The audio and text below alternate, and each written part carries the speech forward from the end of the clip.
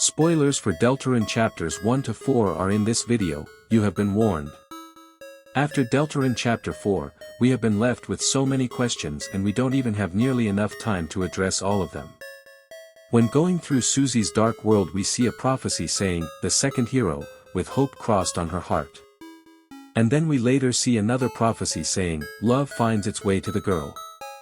This could apply to Susie based on the text alone, but there are two huge problems with this theory. First off, the hero looks nothing like Susie, and the fact that a sword is equipable for the hero, and we all know Susie can't equip swords. And we also see a better fitting prophecy for Susie which contains, and last, was the girl. At last was the girl. Which has a symbol that looks strikingly similar to the rude Buster symbol.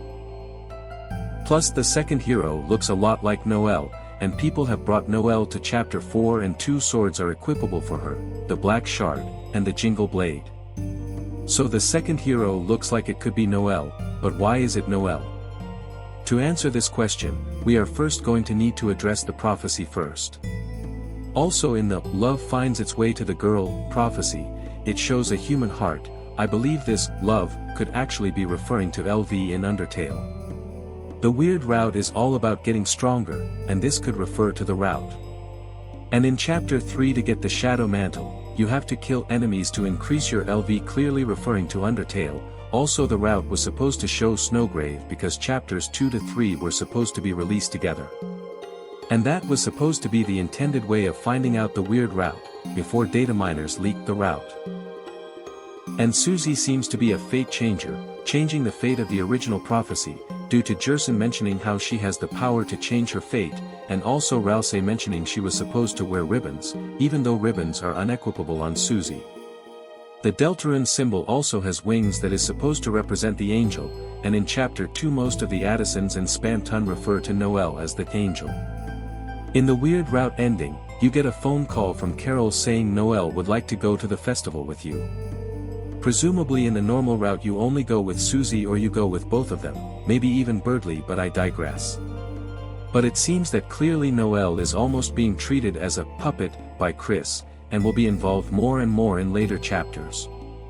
I believe that in the pacifist route you will be able to change the fate of the roaring and overcome it, but in the weird route a different outcome might unveil.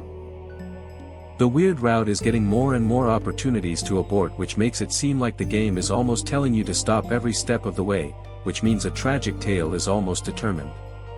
But I am kinda going off of a stretch here, but I could see Noelle being the second hero in the weird route. And the prophecy confirming the roaring for the weird route, with Chris perhaps betraying his friends.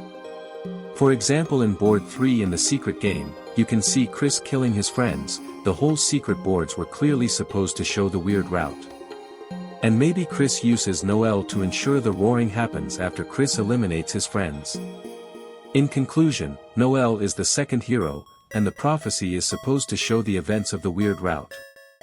Thank you guys for watching. Please like and subscribe if you enjoyed this video. I'll see you guys in the next one.